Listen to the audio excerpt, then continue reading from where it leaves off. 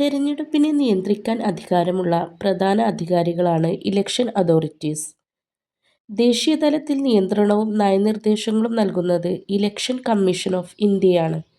സംസ്ഥാനത്ത് ഓരോ ഡിസ്ട്രിക്റ്റിലും election smooth ആക്കാൻ മേൽനോട്ടം വഹിക്കുന്നത് chief electoral officer കേരളയാണ്.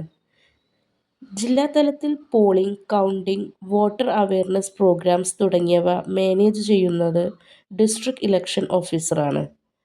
കോൺസ്റ്റിറ്റ്യുവൻസിയിൽ nomination, scrutiny, withdrawal, final list, result തുടങ്ങിയവ മാനേജ് ചെയ്യുന്നത് റിട്ടേണിംഗ് ഓഫീസറാണ്.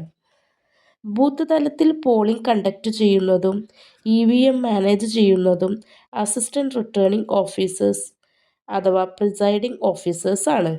വോട്ടർമാരെ ചെക്ക് ചെയ്യുക, വോട്ട് ചെയ്തത് രേഖപ്പെടുത്തുക, ഓർഡർലി പോളിംഗ് ഉറപ്പാക്കുക തുടങ്ങിയവ പോളിംഗ് സ്റ്റാഫിൻ്റെ ഡ്യൂട്ടിയാണ്.